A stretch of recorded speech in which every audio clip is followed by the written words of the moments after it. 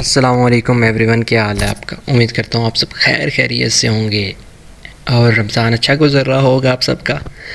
तो आज का जो मेरा टॉपिक है वो टॉपिक कुछ ये है कि हम लोग फार लूप को कैसे यूज़ करते हैं इन सी प्लस प्लस। तो चलिए शुरू करते हैं। Let's start. डेव पे चले जाते हैं अपने, और सबसे पहले हम लोग रिकॉल कर लेते हैं सारी लाइब्रेरीज़ को। हैशटैग इंक्लूड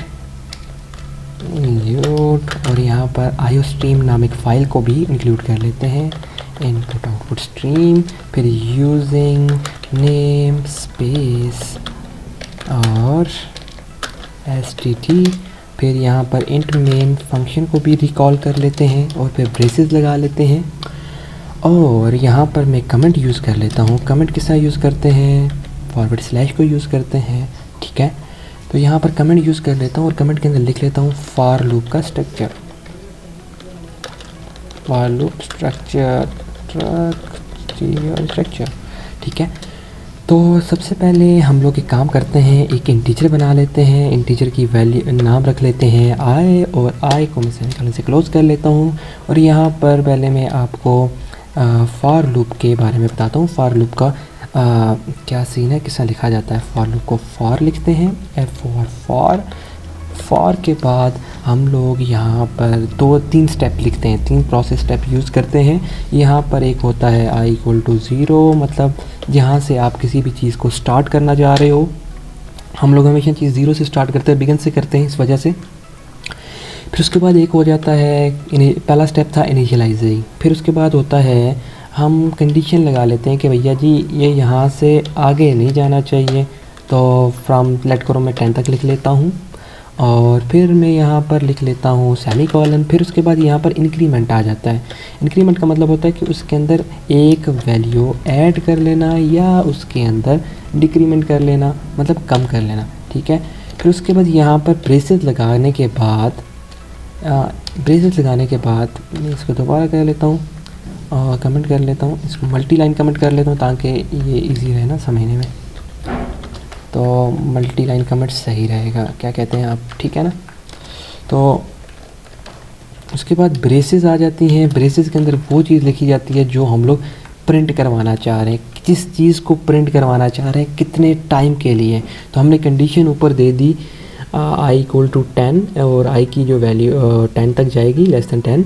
और इसको हम लोगों ने प्रिंट करवाना है। पहले मैं इधर लिख लेता हूँ टैब सी आउट कर लेता हूँ और लिख लेता हूँ यहाँ पर जो वैल्यू मैं लिखना चाह रहा हूँ।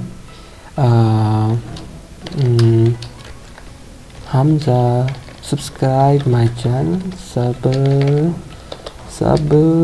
सब्सक्राइब माय चैनल, ये मैं लिख लेता हूँ। और उसके बाद मैं सेमीकोलन लगा लेता हूँ और ये एज इट इज़। अब मैं कमेंट हटा देता हूँ, ठीक है। क्या कर देता हूँ, कमेंट हटा देता हूँ और इसको एज इट इज़ रन करके आपके सामने पेश कर देते हैं।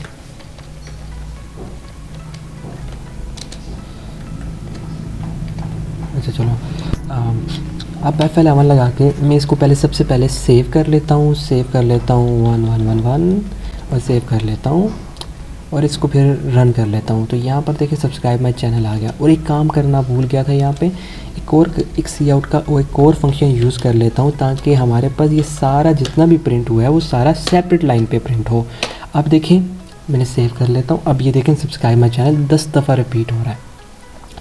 अब इसी तरह रिपीटिशन करवाना चाह रहे हैं तो अभी मैं एक काम करता हूँ, हम लोग टेबल लिख लेते हैं। एक टेबल लिखने का तरीका बताता हूँ। देखें 2 का टेबल लिख देते हैं। यहाँ पर मैं सबसे पहले रिपीटिशन है ना, तो मैं यहाँ पर लिख लेता हूँ 2 का टेबल, 2 का पहाड़ा टेबल, 2 का टेबल यहाँ पर लिख लेता हूँ, ठीक है। तो 2 का टेबल लिखने के लिए सबसे पहले क्या चीज़ चाहिए होती है, 2 multiply by this, 2 multiply by this, फिर उसके बाद ये आ गया, हाँ 2 मल्टीप्लाई बाय दिस आ गया। फिर उसके बाद एक और चीज़ आती होती है, अच्छा उसके बाद एक और चीज़ आ जाती होती है 2 मल्टीप्लाई बाय 1। तो 1 हम लोग इनिशियलाइजिंग जो होती है हमारी i की वैल्यू से होगी, तो सी आउट कर लेता हूँ सिंपली i को लिख के और सेमीकोलन क्लोज कर लेता हूँ। फिर उसके बाद एक और होता है जी, हमारे पास वैल्यू होती है, क्या नाम है, हमारे पास वैल्यू होती है इक्वल की, 2 1 जार 2 multiply by 1 equal to this and that. तो फिर यहाँ पर क्या कर लेता हूँ, एक स्पेस डाल के इक्वल का सिंबल डाल लेता हूँ, फिर उसके बाद सेमीकोलन लगा लेता हूँ, फिर उसके बाद एक काम कर लेता हूँ, फिर सी आउट करता हूँ, सी आउट कर लेता हूँ। और यहाँ पर फिर मैं क्या करता हूँ, यहाँ पर मैं क्या करता हूँ, मल्टीप्लाई करना होता है। 2 मल्टीप्लाई बाय 1 इक्वल टू 2। तो सिंपली यहाँ पर क्या करूँगा, 2 मल्टीप्लाई बाय आई कर दूँगा। तो आई करके सेमीकोलन लगा के क्लोज कर लेता हूँ और F11 दबा लेता हूँ।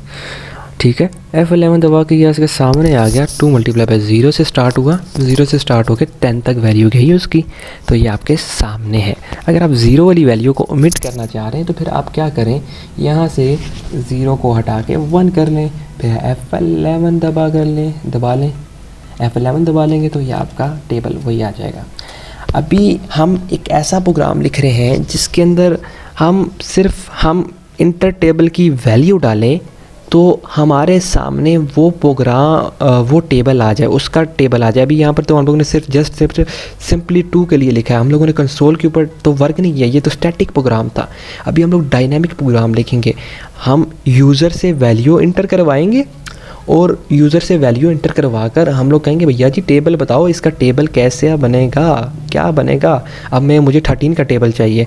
अब देखो, मैं ये तो नहीं चाहूँगा ना कि मैं अब यहाँ पर इधर आके सेपरेट चेंजिंग करूँ, इधर आके सेपरेट चेंजिंग करूँ, ये तो लंबा लांजा हो जाएगा मेरे लिए। अब मैं एक काम कर लेता हूँ, सबसे सिंपली अब यहाँ पर मैं जाता हूँ टॉप पे, इसके यहाँ पे जाता हूँ, इंटिक ले लेता हूँ, हमज़ा नाम का इंटीजर ले लेता हूँ। ठीक है, फिर यहाँ पर सी आउट कर लेता हूँ, सी आउट फिर यहाँ पर कर लेता हूँ, कहता हूँ कि यार इंटर टेबल नंबर, जो टेबल नंबर आपको चाहिए वो आ जाएगा। ठीक है, टेबल नंबर अब 13 का किसी को चाहिए तो 13 का आ जाएगा सिंपली। तो फिर हम लोग क्या करेंगे, सी इन का मतलब सी इनपुट की वैल्यू यूज़ करेंगे और हमज़ा के लिए यूज़ करेंगे, सेमीकोलन लगा लेंगे और यहाँ पर ये हमारे पास ये प्रोग्राम सिंपली आ गया। अब यहाँ जहाँ पर 2 है इसको मैं पहले इसको ये कर लेते हैं, फिर यहाँ पर मैं एक काम कर लेता हूँ, यहाँ पर मैं हमज़ा